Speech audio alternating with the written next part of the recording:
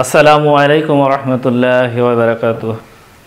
সুপ্রিয় শিক্ষার্থীবৃন্দ, সম্মানিত অভিভাবক এবং যারা আজকের ক্লাস দেখছেন সবাইকে আন্তরিক অভিনন্দন জানাচ্ছি। আমি রাবিউল ইসলাম, সহকারী শিক্ষক বাংলা। আমরা আজকের যে পাঠটি আলোচনা করব অষ্টম শ্রেণীর সন্ধি। অষ্টম শ্রেণীর শিক্ষার্থীদের উদ্দেশ্যে বলছি, তোমাদের যদি সন্ধির আগে বা সন্ধির পরে সবচেয়ে তোমাদের যেটি প্রয়োজনীয় সেটি সম্পর্কে তোমরা যদি মন্তব্য করো যে এইটি পড়ালে সবচেয়ে ভালো হয়, তাহলে আমরা সেটিই শুরু করব। আজ যেহেতু সন্ধি শুরু করেছি, তাহলে এই সন্ধিটা শেষ করে তোমাদের যেটি প্রয়োজনীয় সেটি আমরা আলোচনা করব। আর যদি তোমরা মন্তব্যে না জানাও, তাহলে আমরা আমাদের ইচ্ছা মোতাবেকই ক্লাসগুলো সম্পন্ন করার চেষ্টা করব। তাহলে চলো আমরা মূল ক্লাসে চলে যাই। সন্ধি। সন্ধি এই শব্দটি থেকে প্রথমত যে প্রশ্নগুলো আসে, গুরুত্বপূর্ণ প্রশ্ন, সেটি হচ্ছে সন্ধি শব্দটির বিশ্লেষণ কি হবে। একটু লক্ষ্য করো, সন্ধি এটি যদি আমরা বিশ্লেষণ করি, তাহলে বা এটির সন্ধি যদি করি, হয় সম যোগ ধি হচ্ছে সন্ধি। সন্ধি শব্দের অর্থ কি? সন্ধি শব্দের অর্থ হচ্ছে মিলন। তাহলে সন্ধির সংজ্ঞা কি?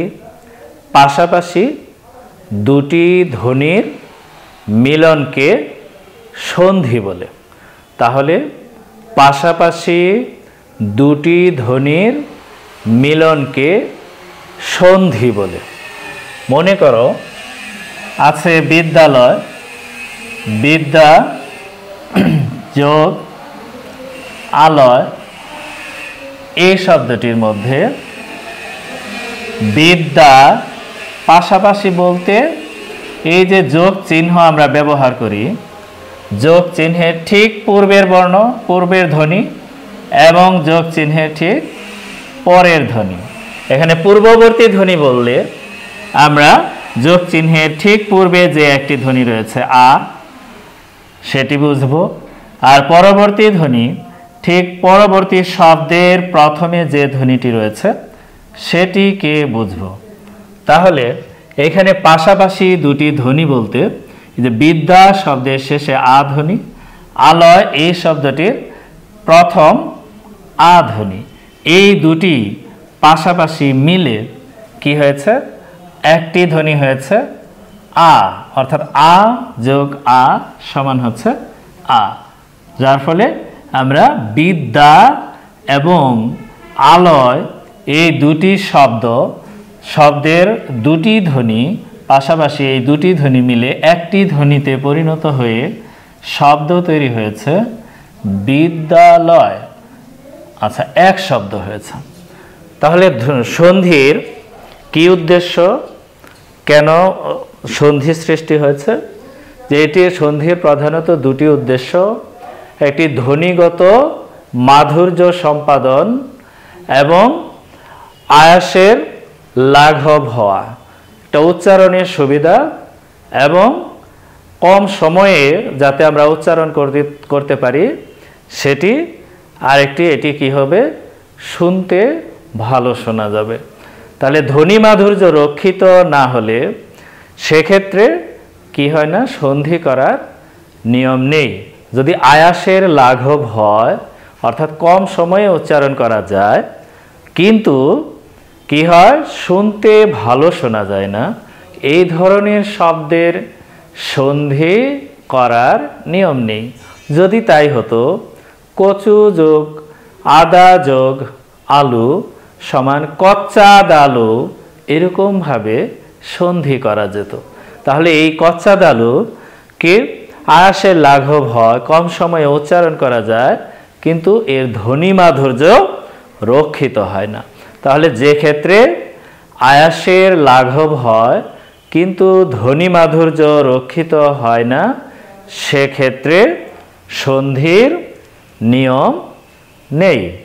আচ্ছা, তাহলে আমরা দেখতে পাচ্ছি সন্ধিতে কি হয় যে খুব যে শব্দগুলো তৈরি হয় সেটি উচ্চারণের সুবিধা হয়, আর একটি কম সময়ে উচ্চারণ হয়, আর শুনতে ভালো শোনা যায়, শ্রুতিকটু হয় না। যেমন আমরা যদি বলি আমরা বিদ্যা আলয়ে যাব, এটি বললে কেমন শোনা যায় এবং উচ্চারণ করতেও একটু জটিল আছে এরকম মনে হয়। কিন্তু যদি বলি আমরা বিদ্যালয়ে যাব, তাহলে এটি খুব কম সময়ে উচ্চারণ করা যায় এবং শুনতেও ভালো শোনা যায়। এই কারণেই মূলত সন্ধির সৃষ্টি হয়েছে। তাহলে এই সন্ধিতে মূলত আমরা বললাম যে ধ্বনির মিলন হবে। সন্ধি কত প্রকার এরকম যদি আসে, তাহলে আমরা জানি যে সন্ধি আসলে দুই রকমের। একটি হচ্ছে বাংলা সন্ধি, আরেকটি হচ্ছে তৎসম সন্ধি। আবার যদি বলা হয় বাংলা সন্ধি কত প্রকার, তাহলে দুই প্রকার। একটি হচ্ছে স্বরসন্ধি, আরেকটি হচ্ছে ব্যঞ্জন সন্ধি।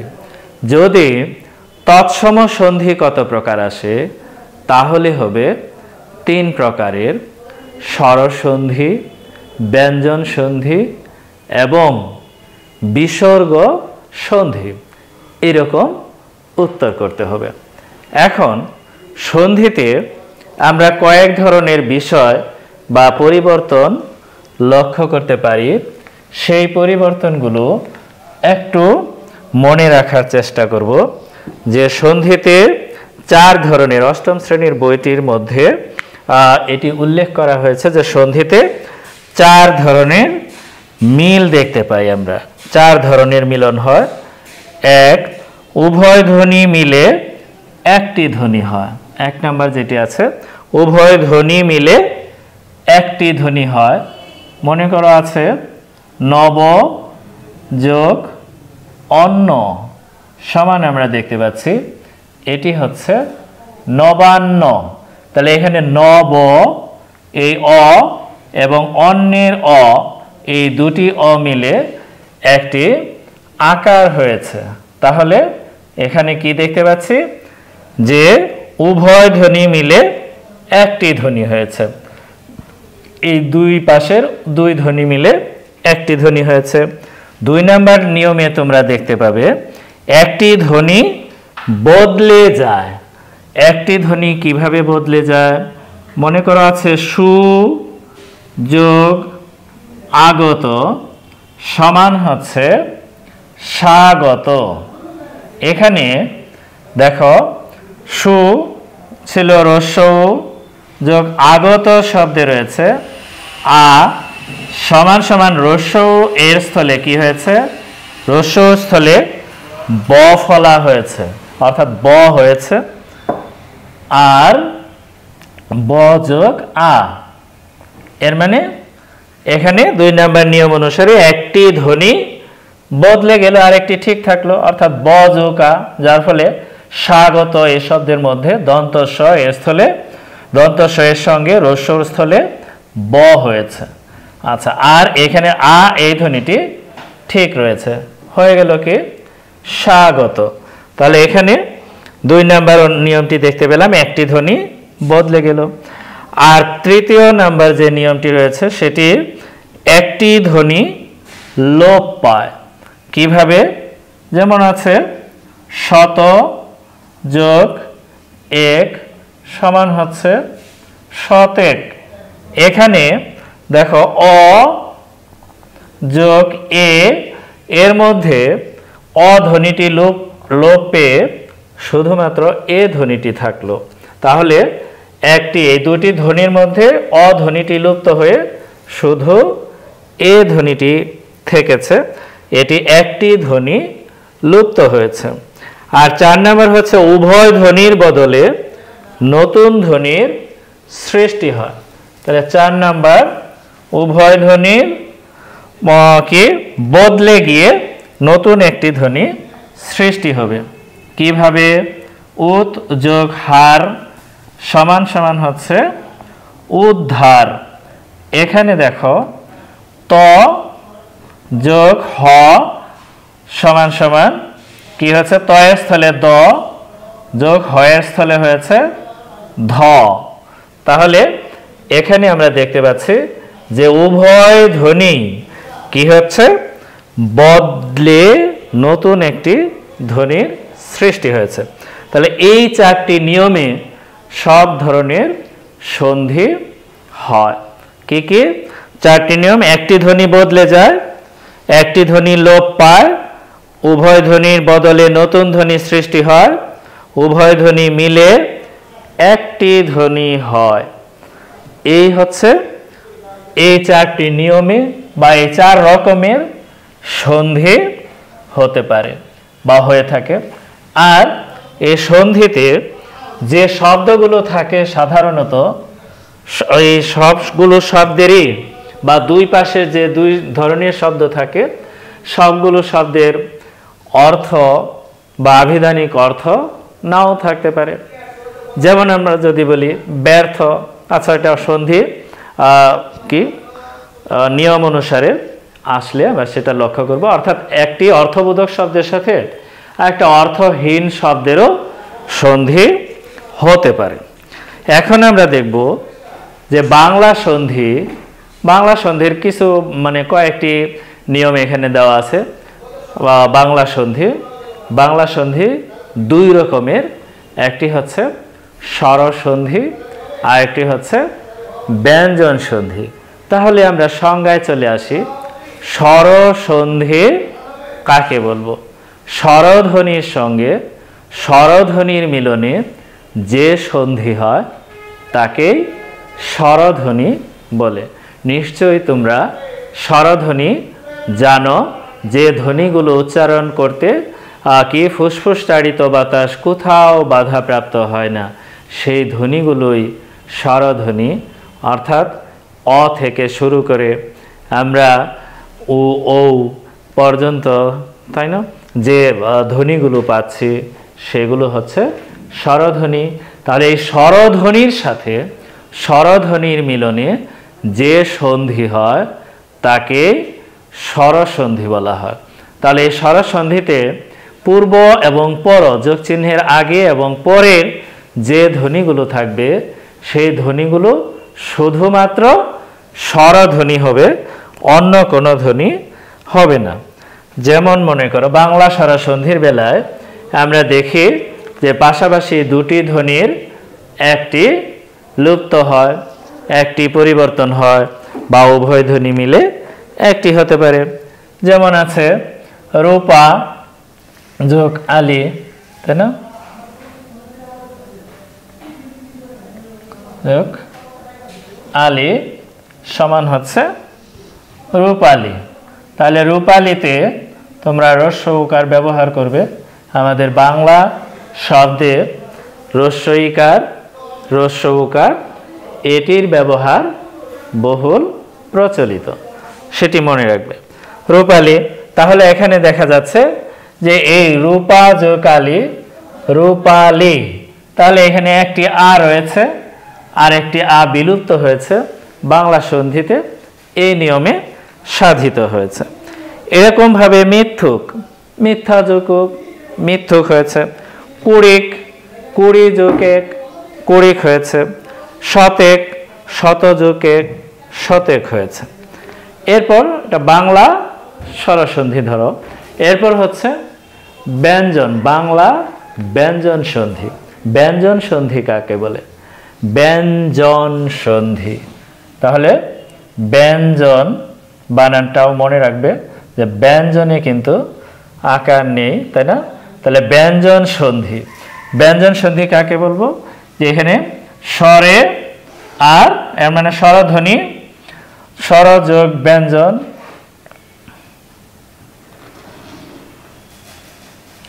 আবার ব্যঞ্জন যোগ স্বর,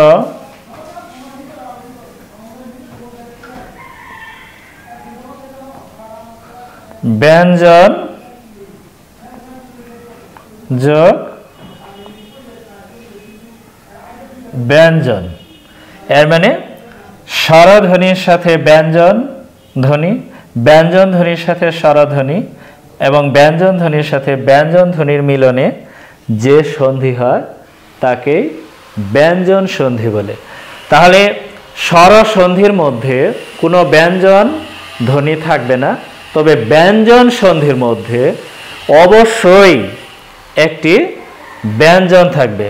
তাই স্বরে আর ব্যঞ্জনে, ব্যঞ্জনে আর স্বরে, অথবা ব্যঞ্জনে আর ব্যঞ্জনের যে সন্ধি হয় তাকে ব্যঞ্জন সন্ধি বলে। আশা করি বুঝতে পেরেছ যে স্বরধ্বনির সাথে ব্যঞ্জন ধ্বনি, ব্যঞ্জন ধ্বনির সাথে স্বরধ্বনি, অথবা ব্যঞ্জন ধ্বনির সাথে ব্যঞ্জন ধ্বনির মিলনে যে সন্ধি হয় তাকে ব্যঞ্জন সন্ধি বলে। এখন প্রকৃত বাংলা ব্যঞ্জন সন্ধিগুলো সমীভবনের নিয়মে হয়ে থাকে। সমীভবন আবার কি? তোমরা ধ্বনি পরিবর্তনে নিশ্চয়ই এটি পড়ে থাকবে। সমীভবন কি? সমীভবন হচ্ছে শব্দ মধ্যস্থ দুটি ভিন্ন ধ্বনি একে অপরের প্রভাবে অল্প বিস্তর সমতা লাভ করলে তাকে সমীভবন বলে।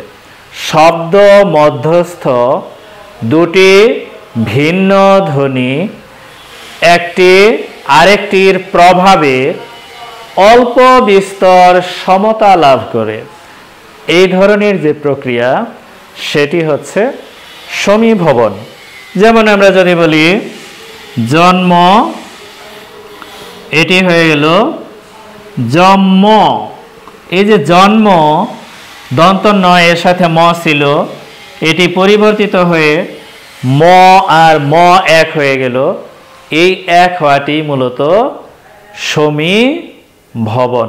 তাহলে শব্দ মধ্যস্থ দুটি ভিন্ন ধ্বনি, দুটি ভিন্ন ধ্বনি কি? দন্ত ন ম, এটি একটি অপরটির প্রভাবে অল্প বিস্তর সমতা এক হয়ে গেল।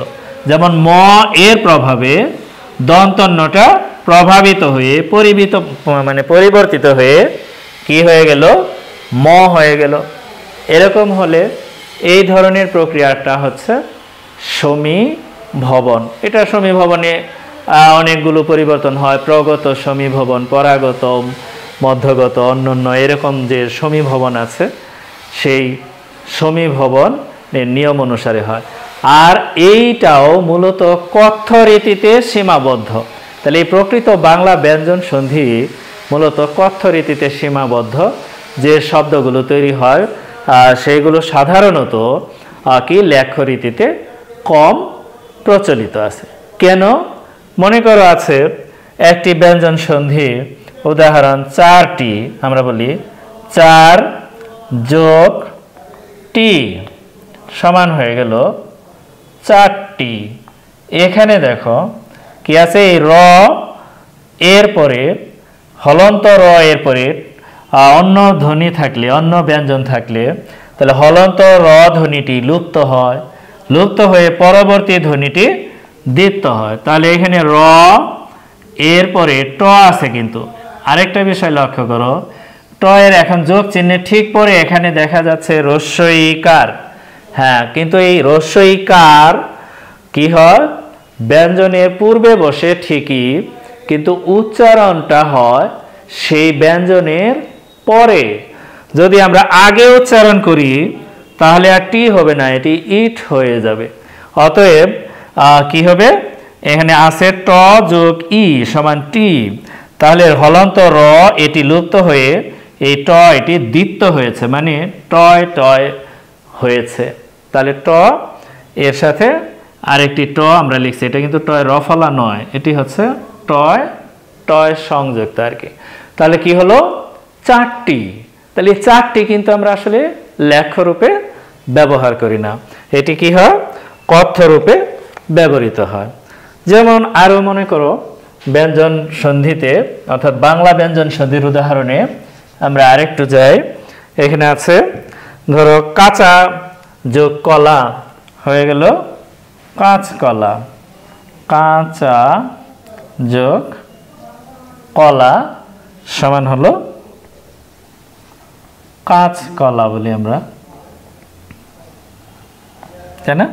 তাহলে এই যে কাঁচকলা, এখানে কাঁচা এই স্বরধ্বনির পর ব্যঞ্জন ধ্বনি থাকার কারণে স্বরধ্বনিটি লুপ্ত হলো, লুপ্ত হয়ে এই একটি শব্দ তৈরি হলো কাঁচকলা। তাহলে কাঁচা যোগ কলা, কাঁচকলা। আবার বদজাত যদি বলি, বদ যোগ জাত হলো কি বদজাত, বদ যোগ জাত সমান হচ্ছে বদজাত। অর্থাৎ ত বর্গের ধ্বনি যদি আগে থাকে, এরপর যদি চ বর্গের ধ্বনি থাকে, তাহলে এই ত বর্গের ধ্বনিটি লুপ্ত হয়, লুপ্ত হয়ে চ বর্গের ধ্বনিটি দ্বিত্ব হয়ে যায়। এর মানে দ যোগ জ, এখানে কি হয়েছে, দ লুপ্ত হয়েছে, লুপ্ত হয়ে এই বর্গীয় জ এটি দ্বিত্ব হয়েছে, অর্থাৎ দুটি উচ্চারণ হয়েছে, বদজাত না হয়ে বদজাত হয়েছে। তো এরকম হচ্ছে আমাদের কি বাংলা ব্যঞ্জন সন্ধিগুলো। তাহলে বাংলা ব্যঞ্জন সন্ধি কমই আছে, উদাহরণ কম রয়েছে। তাহলে আমরা এখন আসব তৎসম শব্দের সন্ধির মধ্যে। তৎসম সন্ধি তিন রকমের। কি বলছিলাম? তৎসম সন্ধি তিন রকম: স্বর সন্ধি, ব্যঞ্জন সন্ধি এবং বিসর্গ সন্ধি। তাহলে তৎসম সন্ধির মধ্যে যে স্বরধ্বনির নিয়মগুলো আছে, সেইখানে কিন্তু বানানের নিয়মটাও অনেকটা চলে আসে, সেটি আমাদের একটু মনে রাখতে হবে। আচ্ছা, তাহলে দেখব যে স্বরসন্ধি নিশ্চয়ই সংজ্ঞাটি মনে রয়েছে, যে অবশ্যই স্বরধ্বনির সাথে স্বরধ্বনির মিলন হবে। আর একটি মনে রাখার বিশেষ উপায় হচ্ছে যে আমরা যে নিয়মগুলো দেখব, যে সন্ধিতে আকার হওয়ার নিয়ম আছে একটি। কি আকার হওয়ার নিয়ম? এক নাম্বার, যে অকার কিংবা আকারের পর অকার কিংবা আকার থাকলে উভয় মিলে আকার হয়। এর মানে এখানে যদি অ থাকে, এরপর যদি অ থাকে, উভয় মিলে কি হবে? আকার হবে। আবার আকার থাকলো এই পাশে, পূর্বে আকার, পরবর্তী অকার, তাহলেও আকার। অর্থাৎ এই অ এবং আ এর মধ্যে যে কোনো ধ্বনি পূর্ব এবং পরে থাকুক না কেন, উভয় মিলে আকার হবে। যেমন আমরা যদি বলি অ আর অ মিলে আ হয়েছে হিমাচল, হিম যোগ অচল। আমরা একটা উচ্চারণ করি আসলে হিম, কিন্তু এখানে সন্ধির যদি হিম বলি এবং হর্ষ দেই, তাহলে কিন্তু স্বরসন্ধি হবে না। হিম যোগ অচল হয়েছে হিমাচল। আমাদের এখানে ধরতে হবে হিম, এর মানে এখানে আছে অ যোগ অচলের রয়েছে অ, সমান সমান হয়েছে হিমাচলে আ। এই হচ্ছে আকার হওয়ার নিয়ম। অর্থাৎ অকার কিংবা আকারের পর অকার কিংবা আকার থাকলে উভয় মিলে আকার হয়। আকার পূর্ববর্তী ব্যঞ্জনের সাথে যুক্ত হয়। পূর্ববর্তী বলতে আমরা কি বুঝেছি? যোগ চিহ্নের ঠিক পূর্বের এখানে যে ব্যঞ্জনটি থাকবে, যেমন হিমের মধ্যে ছিল ম, এর সাথে আকারটি যুক্ত হয়েছে। এরপর অকার কিংবা আকারের পর কি থাকবে? এখন এই যে ধ্বনি সিরিয়ালগুলো যদি আমাদের মনে থাকে, তাহলে এখানে এটা করা হবে, সহজ হবে। যেমন অ আ, এরপর কি আছে? হ্রস্বই দীর্ঘই। এর মানে অকার কিংবা আকারের পর হ্রস্বইকার কিংবা দীর্ঘইকার থাকলে উভয় মিলে একার হবে। যেমন মনে করো মহা যোগ ইস সমান হচ্ছে মহেশ, এখানে আছে মহা আ, ইস এখানে রয়েছে দীর্ঘ ই, সমান সমান এই উভয়ে মিলে কিন্তু কি হয়ে গেল, একার হলো। তাহলে উভয়ে মিলে একার হলো। আর একারটা পূর্ববর্তী ব্যঞ্জনের সাথে, তাহলে যোগ চিহ্নের পূর্বের ব্যঞ্জন হচ্ছে হ, এই হ এর সাথে একারটি যুক্ত হলো। তাহলে আমরা আকার হওয়ার নিয়ম এবং পড়লাম একার হওয়ার নিয়ম। তাহলে অ আ অর্থাৎ অ আ এরপর রস্বই দীর্ঘ ই, রস্বই দীর্ঘ এর পরে তাহলে কি বর্ণ রয়েছে, রস্ব দীর্ঘ রয়েছে। তাহলে ওই সিরিয়ালটাই আমরা চলে আসি। যদি অকার কিংবা আকারের পর রস্ব বা দীর্ঘ থাকে তাহলে এখানে হবে ওকার। তাহলে কিভাবে, সূর্য যোগ উদয় সমান বানানটি হবে সূর্যোদয়। কি হলো তাহলে এখানে, সূর্য অ উদয়ের রস্য সমান দুটি মিলে এই ওকার হলো, ওকার পূর্ববর্তী ব্যঞ্জন অন্তস্থ জ এর সাথে যুক্ত হয়ে সূর্যোদয় হলো। তাহলে কি, অকার কিংবা আকারের পর রস্ব উকার দীর্ঘ উকার থাকলে উভয় মিলে ওকার হবে। এটা আমরা দেখলাম। এরপর আমরা দেখি যে রস্ব দীর্ঘ এরপরে কি, রি। তাহলে রি যদি থাকে তাহলে কি হবে, অকার কিংবা আকারের পরে রি থাকলে উভয় মিলে অর হয়, উভয় মিলে অর, অরের রটি রেফ হিসেবে যুক্ত হয়, তাই না? তাহলে অকার কিংবা আকারের পর রি থাকলে উভয় মিলে অর হয়। যেমন আছে অধমর্ণ, দেখি অধম যোগ